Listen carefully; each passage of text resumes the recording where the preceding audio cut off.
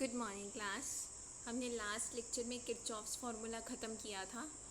आज हम इस सेक्शन के लास्ट 2 टॉपिक्स करने जा रहे हैं, Poisson's formula and Helmholtz formula. इन दोनों फार्मूलाज में हमारे पास जो है किरचॉफ्स फार्मूला ही यूज़ होता है। अगर पेपर में पॉइजन फार्मूला आता है 16 मार्क्स में, तो आपको किरचॉफ्स फार्मूला करना ही पड़ेगा। सिमिलरली फॉर हेल्महोल्ट्ज़ फार्मूला, ठीक है, क्योंकि ये अपने आप में 8 मार्क्स का भी नहीं बनता, तो आपको किरचॉफ्स फार्मूला का यूज़ दिखाना ही पड़ेगा। तो देखिए हम पॉइजन्स फार्मूला करते हैं। क्या है? When close surface S in case of Kirchhoff's formula is considered as a spherical surface with radius R. जो हम सरफेस एस लेके चल रहे थे वो एनी सरफेस एस था किरचॉफ्स फार्मूला में, लेकिन पॉइजन फार्मूला के लिए वो क्या कह रहे हैं, अगर उस सरफेस एस को अगर हम स्फेरिकल सरफेस कंसीडर कर लें जिसका रेडियस आर है which is equal to v t, and हम लेट कर लें कि करली बाय करली एन किसके इक्विवेलेंट है, करली बाय करली आर की। वी क्या है, स्पीड है, एंड डी एस किसके इक्वल है, आर स्क्वायर डी ओम की। ये हमारी सारी सपोजिशन है so as to prove the Poisson's formula. तो ये देखिए किरचॉफ्स फार्मूला जो आपने डिराइव किया था वो ये था। अब हम क्या करें, जहाँ जहाँ करली बाय करली है ना, वहाँ वहाँ हम उसको किससे रिप्लेस करें, करली बाय करली आर से, और डी एस किसके इक्वल है, आर स्क्वायर डी ओम के। तो ये देखिए यहाँ पे भी करली बाय करली एन था तो करली बाय करली आर पुट कर दिया, यहाँ भी करली बाय करली एन था पुट कर दिया करली बाय करली आर, और जहाँ करली बाय करली एन था इसको भी हमने रिप्लेस कर दिया किससे, करली बाय करली आर के। ठीक है, यहाँ पे psi as it is curly by curly R of 1/r, तो क्या हो जाएगा माइनस 1/r स्क्वायर। ये वाली term as it is no change. Curly by curly R of R क्या होता है, 1 होता है, तो ये 1 हो गया, आपके पास सिर्फ ये टर्म रहेगी। नेक्स्ट स्टेप में हमने क्या किया, आर स्क्वायर को, सिर्फ आर स्क्वायर को अंदर मल्टीप्लाई कर दिया। उससे क्या होगा, ये आर स्क्वायर से आर स्क्वायर कैंसिल, ठीक है, यहाँ पे ऊपर आर बच जाएगा और इधर भी ऊपर आर बच जाएगा, और हमने माइनस साइन भी कॉमन ले लिया बाहर, तो ये अंदर सारी के सारी टर्म्स क्या होगी, पॉजिटिव होगी, और बाहर भी क्या हो गया, 1/4 हम लोग यहाँ तक पहुँच चुके हैं। अब आप ये देखिए ये दोनों टर्म्स में क्या है, पहले तो साई एज इट इज़ है, फिर प्लस आर ऑफ करली साई बाय करली आर है। इन दोनों को कंबाइन करके हम ऐसे लिख सकते हैं करली by curly R of R Sai, क्योंकि ये स्क्वायर ब्रैकेट है, आपको भी पता है स्क्वायर ब्रैकेट क्या शो करती है, रिटार्डेड टाइम t1, मतलब value of derivative of R psi at the point t1। तो इन दोनों को हमने कंबाइन करके इसमें लिख दिया।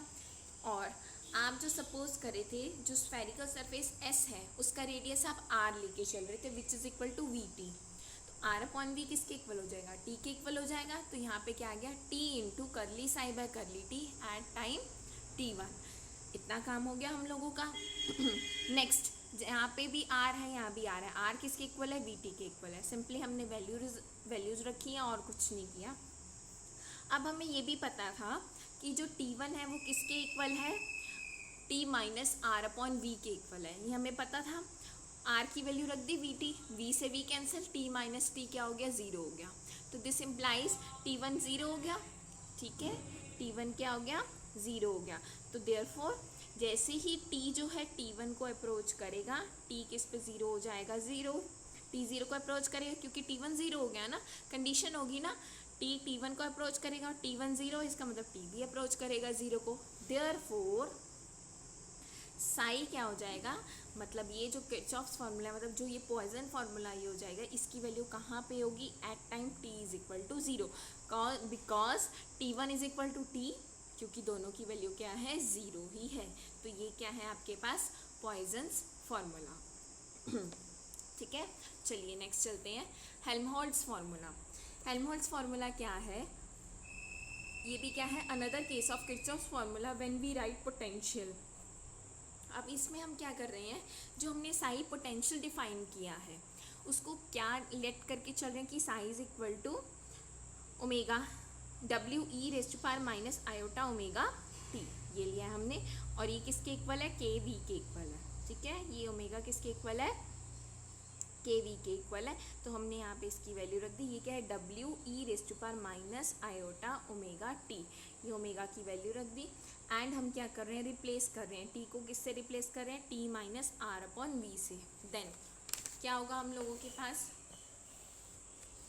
क्योंकि आपने टी को किससे रिप्लेस किया, t minus R upon v से, वो तो रिटार्डेड टाइम है, इसका मतलब वो किस में चेंज हो जाएगा, वो हो जाएगा स्क्वायर ब्रैकेट्स में चेंज। सिर्फ वैल्यूज़ रखी हैं और कुछ नहीं किया, वी को अंदर मल्टीप्लाई किया, ये वी टी हो जाएगा, वी टी किसके इक्वल है, आर के इक्वल है, और जब वी इसके साथ मल्टीप्लाई होगा तो वी से वी कैंसिल हो जाएगा, बचेगा क्या, माइनस आर, और वो माइनस आर किसके इक्वल है, वी टी के इक्वल है।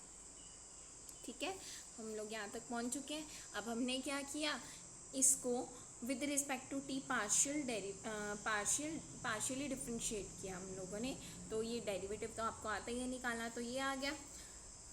तो डब्ल्यू ई रेस्ट पर माइनस आई होटा की के आर माइनस वी टी। ठीक है, इस पूरे की वैल्यू क्या है, साई तो है हम लोगों के पास, है ना, साई तो है, और करली साई बाय करली एन क्या हो जाएगा, इस केस में सिर्फ इसकी डिफ्रेंसिएशन होगी, curly W by curly n e raised पर iota k R minus v t. अब हम क्या कर रहे हैं, ये वैल्यूज़ जो है हम किस में पुट करने जा रहे हैं, किरचॉफ्स फार्मूला में। ये रहा किरचॉफ्स फार्मूला आपके पास, साई की जगह हमने क्या रखा, डब्ल्यू ई रेस्ट पर iota k R minus v t, curly by curly n as it is, 1 upon R as it is. ठीक है, फिर minus 1 upon R as it is, curly psi by curly N की जगह हमने ये value रख दी, curly W by curly n e raised पर iota k R minus v t. उसके बाद देखो minus 1 upon v R curly R by curly n as it is, हमने वैल्यू किसकी रखी, करली साई बाय करली टी की, और उसकी वैल्यू क्या है, माइनस आयोटा के वी साई, तो ये क्या हो जाएगा, पॉजिटिव हो जाएगा, हमने वैल्यू रखी यहाँ पे।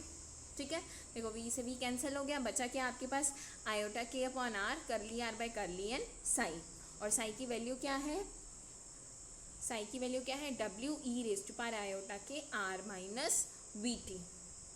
ठीक है बेटा, अब देखो नेक्स्ट स्टेप में क्या हो रहा है, ये जो दो टर्म्स हैं ये एक्स्ट्रा आई हैं, ये वाली टर्म तो ये पड़ी है, ये वाली टर्म ये पड़ी है, अब ये आई कहाँ से, इसका मतलब इसी को ही कुछ ना कुछ स्प्लिट किया हमने।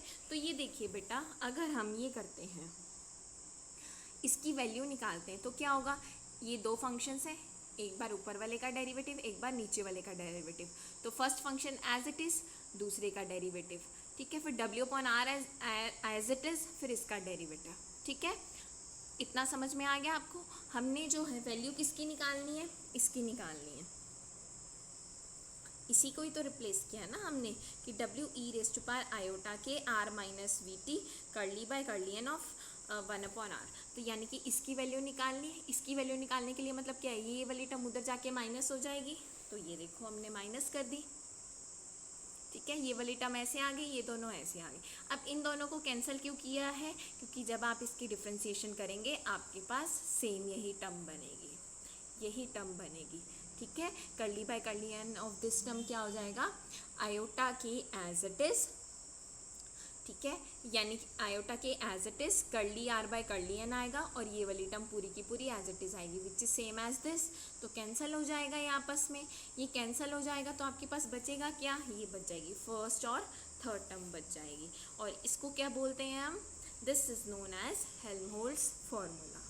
ठीक है, ये स्टेप आपको करके दिखाना बहुत ज़रूरी है, क्योंकि अगर आप ये नहीं करके दिखाओगे तो आपको इसकी वैल्यू नहीं पता लगेगी कि कहाँ से आई है।